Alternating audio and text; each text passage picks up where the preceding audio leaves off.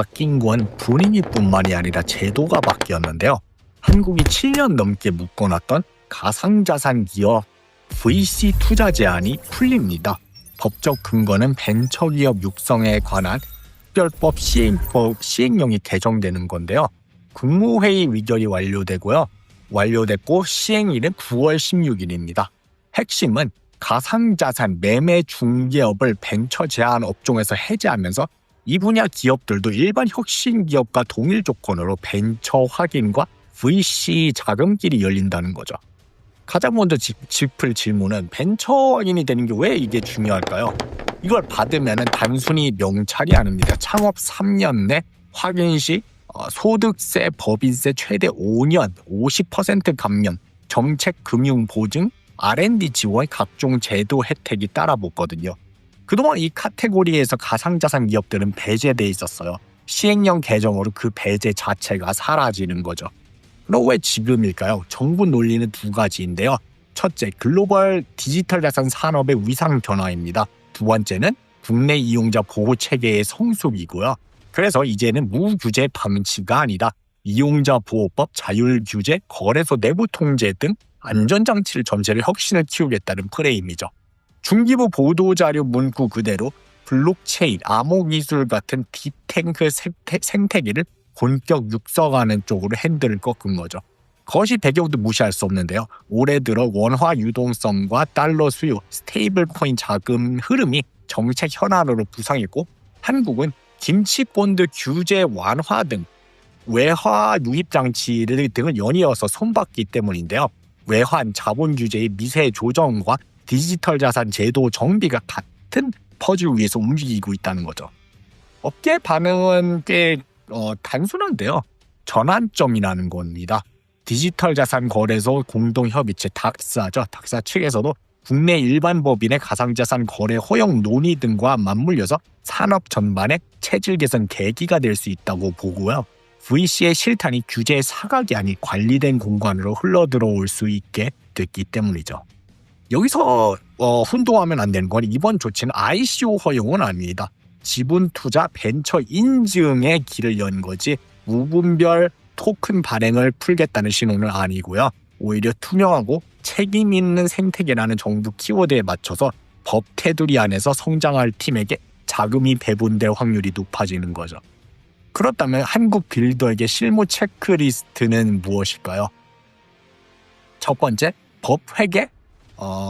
법 회계를 잘 관리해야 되는데요. 가상자산 회계 내부 통제 커스터디 정책을 백서관이나 벤처 인증용 패키지로 준비하는 거죠. VC가 보는 건 토큰 판매 페이지가 아니라 내부 관리와 리스크 매뉴얼이거든요. 두 번째는 지분과 토큰의 역할을 분리하는 겁니다. 토큰이 이코노미와 주주권을 섞지 않는 거죠. 토큰은 유틸리티, 거버넌스, 결제 등 사용처고요. 지분은 캐시플로우, IP, 고객 DB 가치 캡처를 담당하게 구조화해야 되겠죠. 세 번째는 이제 규제, 국내 규제 호환 제품 설계를 하는 건데요. 이용자 보호, 해킹 보호, 실명 입출금, 자금 세탁 방지 워크플로우를 제품 내 기본값으로 설계해야 되는 거고요. 네 번째로 해외 규제 브릿지를 만드는 겁니다.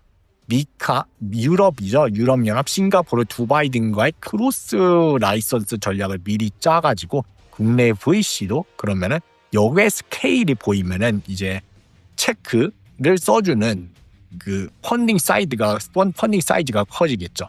다섯 번째로 리테일이 아닌 인프라, 당장 거래소에 상장하는 것보다도 커스터디, 데이터 인데이싱, 온오프 램프, 리스크 엔진, 국산 DID 같은 레이어에서 한국형 딥테크를 제시하면 유리해지겠죠. 이 변화가 시장에 미칠 파장은 세 가지인데요. 첫 번째로 자금 조달 지형입니다.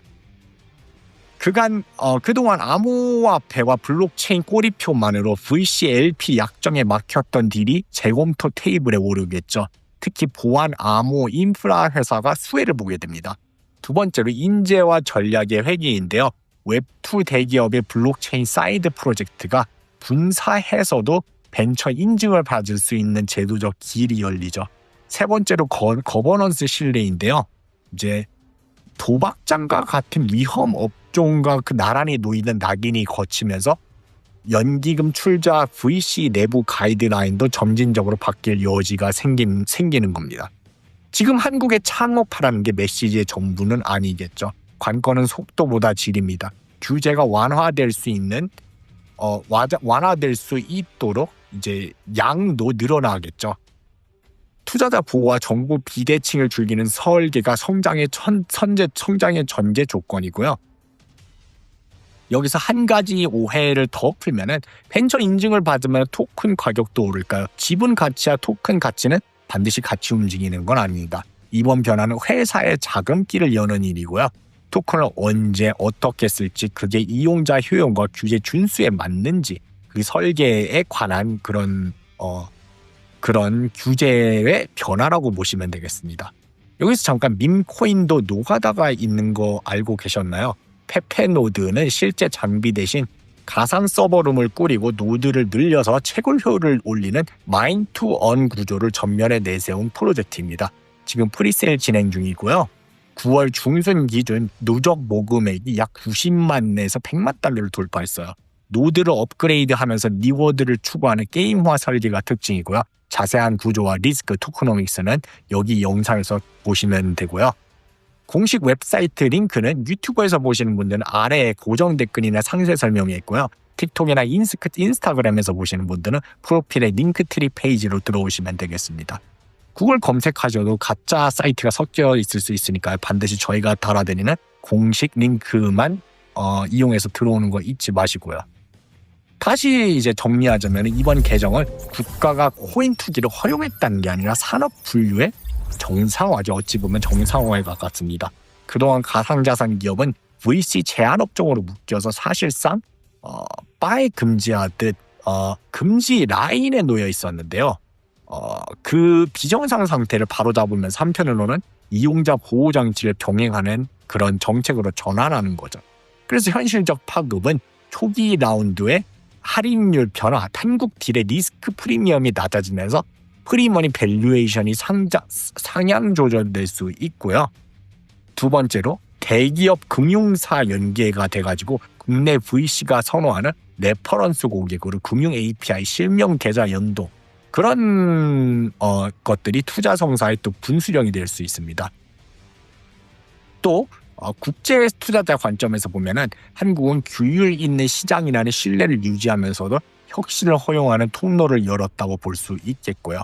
그래서 소프트 런치, 하드 스케일을 원하는 빅테크 팀에게 매력적입니다.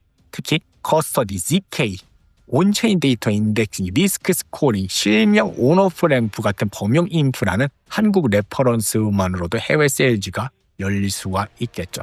오늘의 뉴스는 코인 가격보다도 회사들의 생태계에 관한 이야기였는데요. 시장이 들떠 있을수록 프로젝트가 무엇을 만들고 누구의 문제를 해결하는지 수익과 리스크를 어떻게 재무제표와 코드에 새겨 넣는지를 봐야 되겠죠.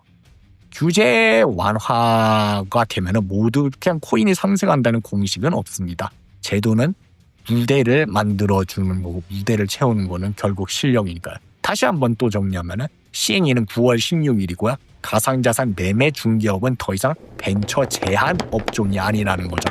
목적은 이용자 보호 체계를 전제로 딥테크 육성하는 거고요. 파장은 VC 실탄이 유입되는 겁니다. 업계는 이거를 전환점으로 보고 있고요. 거시적으로는 외화 유동성, 스테이블 코인 흐름 속의 정책 패키지의 일부입니다.